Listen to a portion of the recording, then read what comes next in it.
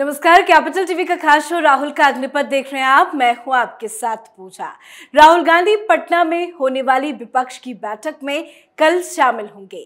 Chartered plane से पटना के लिए कल सुबह प्रस्थान करेंगे और करीब सुबह 10 बजे पटना एयरपोर्ट पर लैंड करेंगे। राहुल गांधी के स्वागत की तैयारियां जोरों पर है।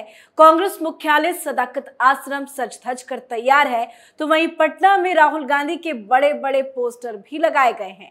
तो कल राहुल गांधी का पटना पहुंचना विपक्षी एकता की मीटिंग में कितना अहम है और कांग्रेस का क्या है एजेंडा, उस पर तो चर्चा करेंगे ही, पर साथ ही एक बड़ी जानकारी दे दे कि राहुल गांधी को पटना एक और बार पहुंचना है, वो भी किसी कार्यक्रम में नहीं, सीधा कोर्ट जाना है, क्योंकि मोदी सर ने मामले में राहुल गांधी को सुनवाई के लिए पटना के एमपी एमएलए कोर्ट में 4 जुलाई को पेश होना है, जिसकी पेशी से राहुल गांधी बार बार बच रहे हैं। पर सवाल यह है कि कोर्ट जाने का राहुल गांधी के पास वक्त नहीं है, बहाने बनाकर पेशी से छूट मांग रहे हैं, पर राजनीति करने से पीछे नहीं हट रहे हैं। तो आज राहुल गांधी के पटना आगमन को लेकर ही चर्चा करेंगे। बातचीत के लिए मेरे साथ स्टूडियो में मौजूद है कैपिटल टीवी के एग्जीक्यूटिव एडिटर राजीव जी। राजीव जी, बहुत बहुत स्वागत है आपका। धन्यवाद। कल राहुल गांधी पटना पहुंच रहे हैं, क्या कुछ है कांग्रेस का एजेंडा? देखिए, कांग्रेस का तो अपना एजेंडा है, लेकिन विपक्षी पार्टियों का एजेंडा जो है वो राहुल गांधी को बुलाकर बेइज्जत करने का है। क्योंकि जिस तरीके से पटना के अंदर दूसरे विपक्षी पार्टी के नेता एक दिन पहले पहुंच रहे हैं और कांग्रेस के खिलाफ जो तैयारी कर रहे हैं, उसका मतलब तो यही है कि ये लोग चाहते हैं कि सबके सामने राहुल गांधी को आईना दिखाया जाए कि हम किस आधार पर प्रधानमंत्री का उम्मीदवार विपक्षी पार्टियों का आपको बनाएं, या कांग्रेस कौन से ऐसे बड़े तरीके से काम कर रही है या बड़ी पार्टी बन के है, इसके आधार पर कांग्रेस को नेतृत्व करने का अधिकार विपक्षी पार्टियों को दे। आप अपने पिछले रिकॉर्ड को अपने पास रखें, ये मत बताएं कि सबसे पुरानी पार्टी है कांग्रेस, इसलिए कांग्रेस को पीएम मोदी के सामने चुनौती देने वाले इस विपक्षी गठबंधन का नेतृत्व करने देना चाहिए। आप ये नहीं कह सकते कि पहले हमने इतने प्रधानमंत्री दिया, इतने बेहतरीन परफॉर्मेंस दिए, 400 सीटें कभी हमने जीती थी लोकसभा में, तो वो आधार अब का नहीं है।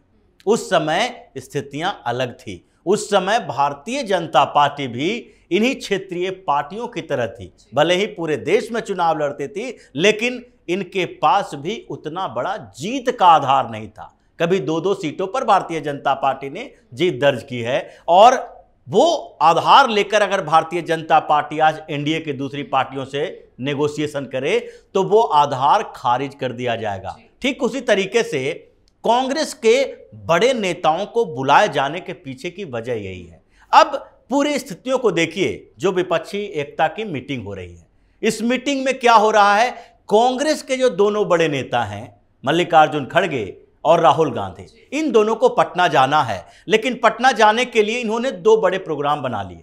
पहले सदाकत आश्रम जाएंगे, वहां पर जो लोग हैं कांग्रेस के, जो 4000 से ज्यादा कार्यकर्ता हैं, और पूरे इसको ऑनलाइन दूसरे जगहों पर प्रसारित किया जाएगा।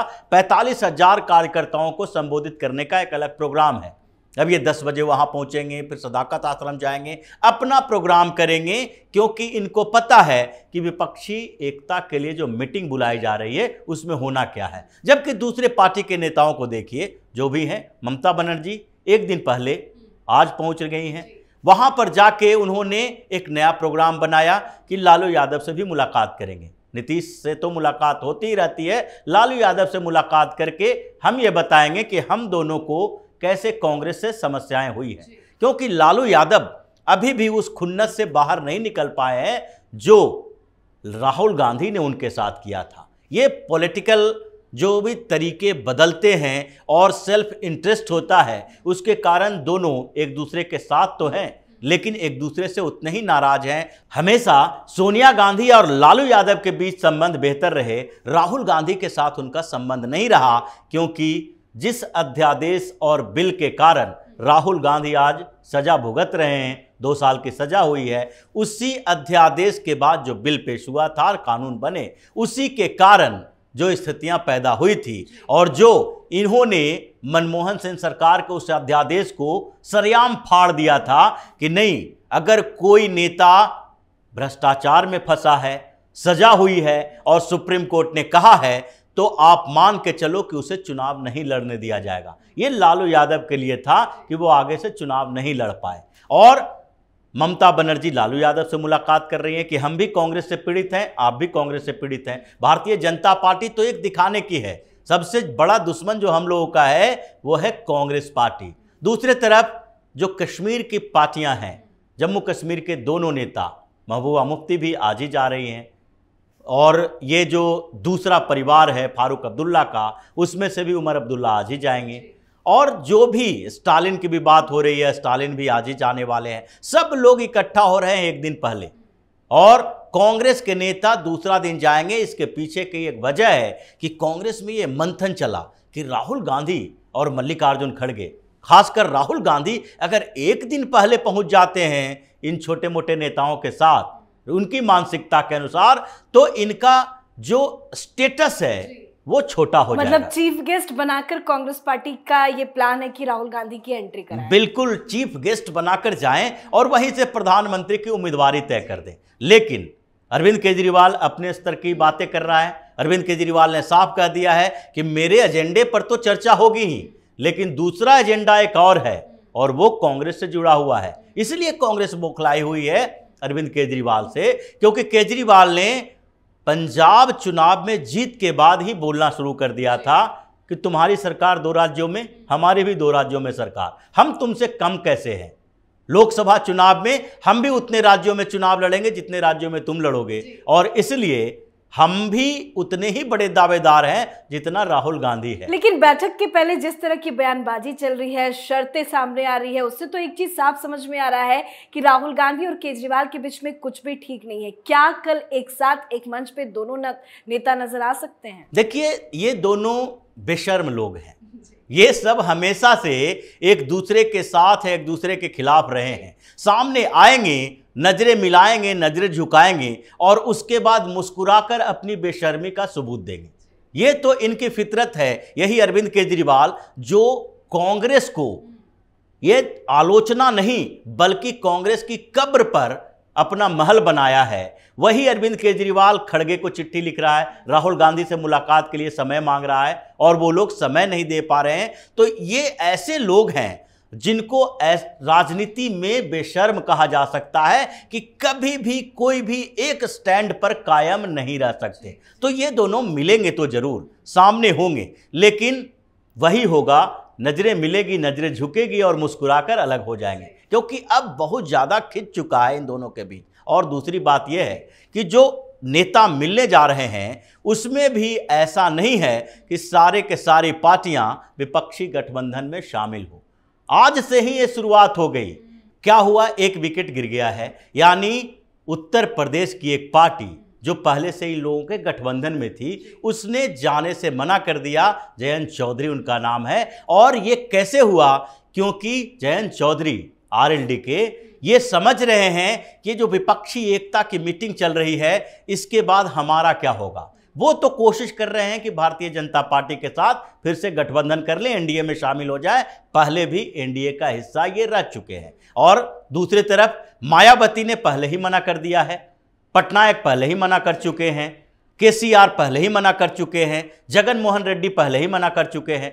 तो ये अलग अलग स्टेट की पार्टियां धीरे धीरे ये सोच रही है कि हमको किधर जाना है और कैसे आगे बढ़ना है। लेकिन सबसे बड़ा सवाल यही है कि जो पार्टियां वहां पर जा रही है, क्या उसमें से एक भी नेता ऐसे हैं जो सहमत हो जाएं कि राहुल गांधी को पीएम का कैंडिडेट बनाना है?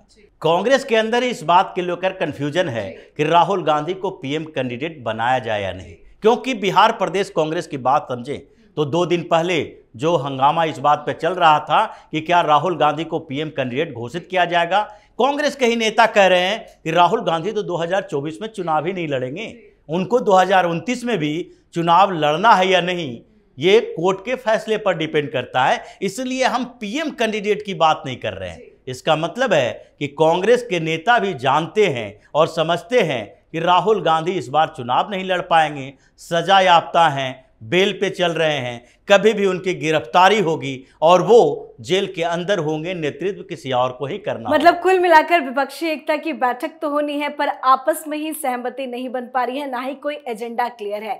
लेकिन राहुल गांधी पटना तो कल जा रहे हैं, लेकिन मोदी सर ने मामले में भी उनको पटना जाना था, कोर्ट ने कई बार उनको बुलाया, वो वहां नहीं पहुंचे, लेकिन अब राजनीति करने चले जा रहे हैं। ये मुद्दा बनेगा जब 4 जुलाई को सुनवाई होगी और जब ये फिर से कहेंगे कि अपने वकील के माध्यम से कि हम फिजिकली प्रेजेंस नहीं हो सकते हैं, हमारी व्यस्तता है, तो उस समय यह मुद्दा बताया जाएगा। जैसे सूरत में भी बताया गया था कि अब राहुल गांधी को खुद यहां आना चाहिए, जैसे महाराष्ट्र के मामले में भी है। ये सब जगह जो मामले इनके खिलाफ चल रहे हैं, 13 मामले हैं, उन सब जगह पर जो सरकार के तरफ से वकील हैं और जिसने मानहानि का मुकदमा दायर किया है, वो ये मामला देखने वाले हैं कि राहुल गांधी के खिलाफ 2-3 बड़े बड़े ऐसे सबूत हैं, जिसके बाद जज साहब को ये मानना चाहिए कि राहुल गांधी व्यस्त नहीं हैं, बल्कि कोर्ट से भाग रहे हैं। पटना में वो मीटिंग करने जा रहे हैं, यूके घूमने जा रहे हैं, अमेरिका में जाकर 20-20, 21-21 दिन रह रहे हैं, और जब एक दिन के लिए इन्हें कोर्ट के सामने पेश होने को कहा जाता है तो ये 75 बहाने बना लेते हैं। ये बात, ये तर्क, ये लॉजिक दिया जाएगा कोर्ट में और उसके बाद राहुल गांधी को समन भेजा जाएगा कि आप व्यक्तिगत तौर पर पेश हों, पटना में भी, रांची में भी, महाराष्ट्र में भी, और जितने मामले चल रहे हैं वो सब में इनकी पेशी के लिए समन भेजा जाएगा। अब राहुल गांधी को इन मामलों में बचना मुश्किल दिखाई पड़ रहा है। बहुत बहुत धन्यवाद सर समझाने के लिए। धन्यवाद। तो मोदी सर ने मानहानि मामले में राहुल गांधी को लेकर 4 जुलाई को सुनवाई होगी, पर इसी बीच बड़ा एक्शन लिया जा सकता है, क्योंकि ये सभी को पता है कि राहुल गांधी पटना आ रहे हैं। पर सवाल ये भी है कि कोर्ट जाने से क्यों कतरा रहे हैं। फिलहाल देखना होगा राहुल गांधी पटना पहुंचकर क्या कुछ करते हैं, विपक्षी एकता की मीटिंग में राहुल का रोल क्या होता है। कल की बैठक पर कैपिटल टीवी की नजर बनी रहेगी। देखते रहिए कैपिटल टीवी। नमस्कार।